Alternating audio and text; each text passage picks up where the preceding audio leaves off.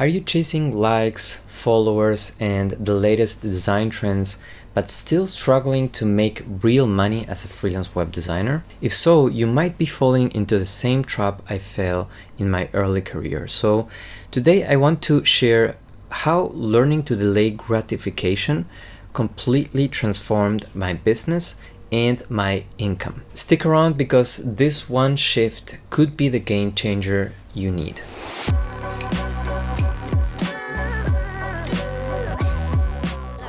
Hey everyone, welcome back to the channel. If you're new, I'm Adrian Somoza, a former lead designer at MediaMonks turned full-time business owner. If you have already found a lot of value from my content, like I always say, I invite you to apply to join the BONT Club and have direct mentorship from me in a group setting where you can learn with other like-minded web designers how to build a profitable and sustainable freelance web design career. So if you're ready, just click the link below and apply. Having said that, let's dive into the story that I'm going to share with you today. So before telling you what were the main 3 risks I took in my career, let me tell you what the trap of instant gratification is, right? I used to focus on fast results, followers, likes, popularity, right? Views, and other vanity metrics that don't really make a difference in a business.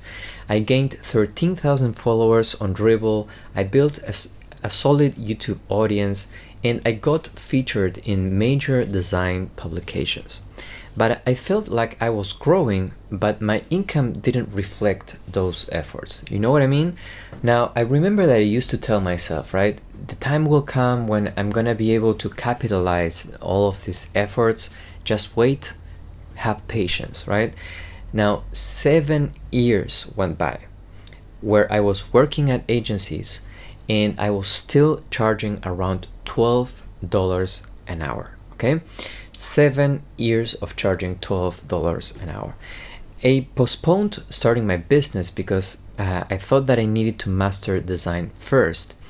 And the reality is that hard skills alone won't build a sustainable business. Popularity won't pay your bills, okay? And now I help freelance web designers uncap their income ceiling, like I was saying. And I helped clients like, for example, Monica go from feeling stuck to selling 13K in just 3 months. And Pablo went from feeling insecure about being a beginner to landing projects worth up to 7K in just a matter of 4 months. So both lacked a big following, they lacked a big portfolio or an extensive portfolio, and Pablo didn't even have a portfolio nor any type of following, and he was just beginning his career.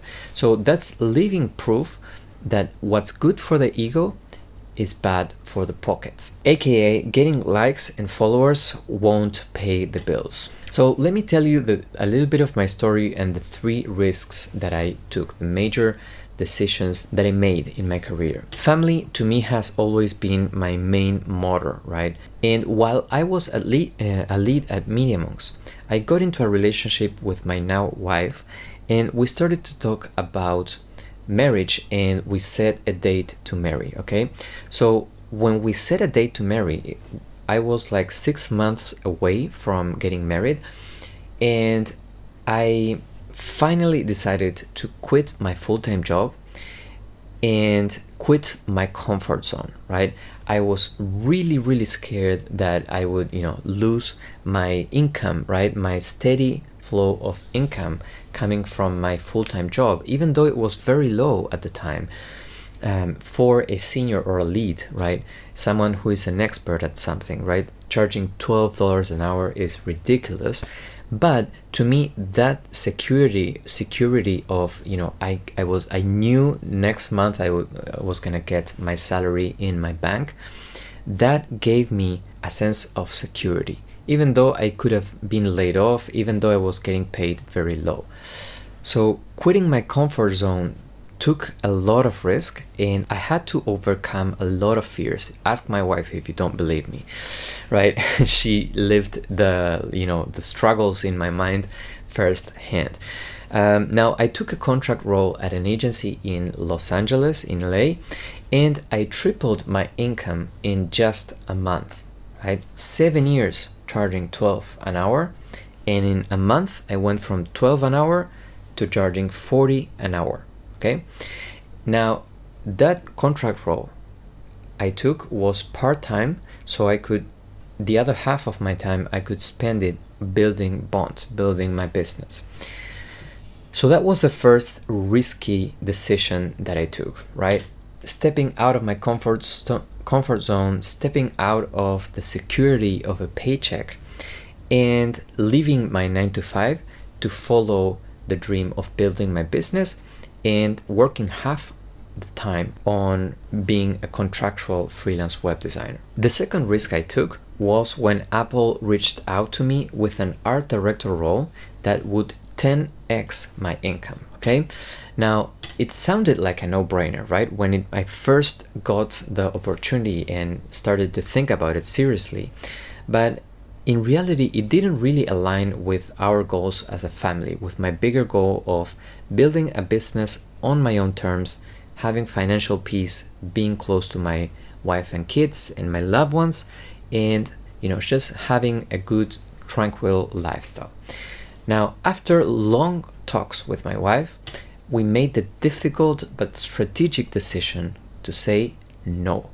Say no to a high-paying salary because we prioritized living on our own terms, and we chose long-term success over short-term comfort. And even though it was really, really tough to make that decision, it was a necessary risk that we took to bet on myself and bet on my business. Now, the third risk I took was when business plateaued, right?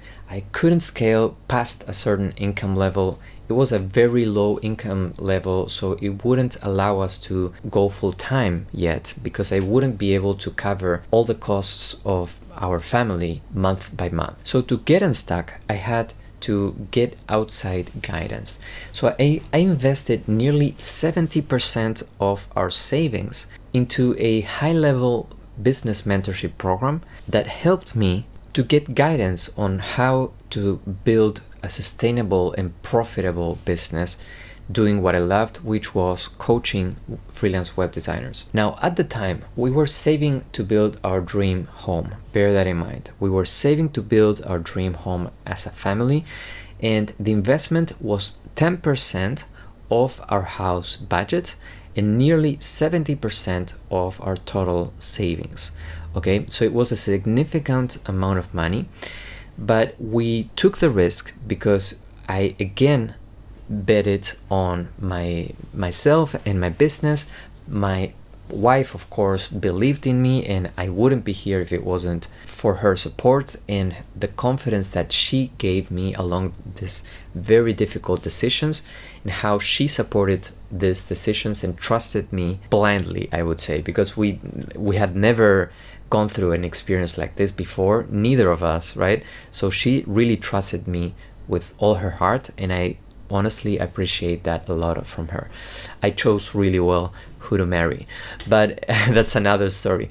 But anyways, now while I was considering delaying the dream of our house to create a business that would make that dream a reality sooner, right? I turned to the Bible for wisdom because I am a Christian, I believe in God, and I love the Bible. And so I'm not an expert in the Bible, right? But these two verses deeply resonated with me. Proverbs 4:7 says, "Get wisdom, though it cost all you have, get understanding." Though it cost all you have, get understanding. Remember, we were thinking of spending 70% of our savings in this business mentorship program. Now, the other proverb that resonated with me was Proverbs 8:11. It says, "Wisdom is more precious than rubies, and nothing you desire can compare with her." It's more precious than rubies, and nothing you desire can compare with them. So basically, it helped me shift my focus from short-term fears to longer-term success.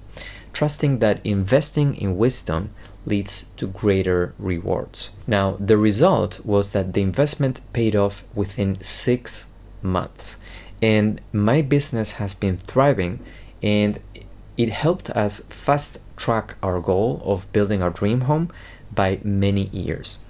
So where you might be stuck right now, right?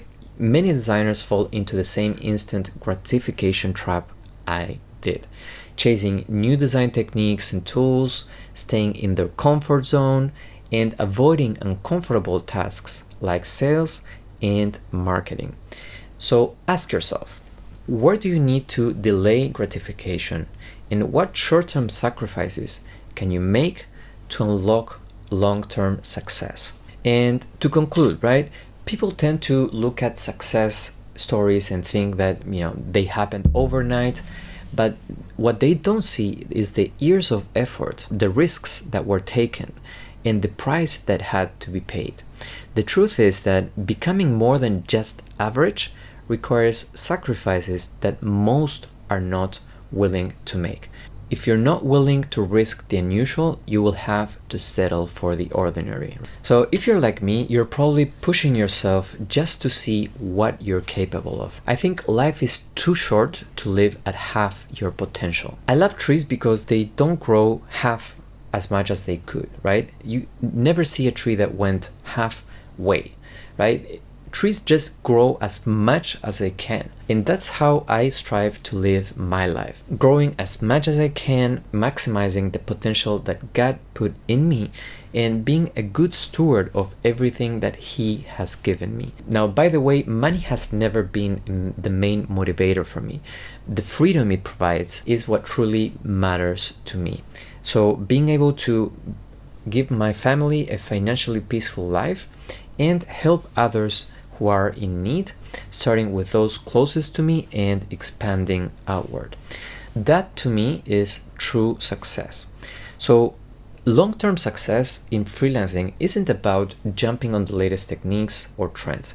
It's about discipline, it's about focus, and it's about making strategic sacrifices. So stop seeking quick wins and start building sustainable success. Remember, do hard things if you want an easy life. And like Jim Rohn used to say, don't wish it was easier, wish you were better. Okay, so if you're ready to learn how to scale your freelance web design business the right way and are ready to stop wasting your time and money and energy trying to figure this out on your own, then apply to join the BONT Club. Click the link below for a free consultation call, and let's take your freelance career to the next level. That's it for today's video. Hope you found it valuable, and as always, let's bridge the gap one pixel at a time.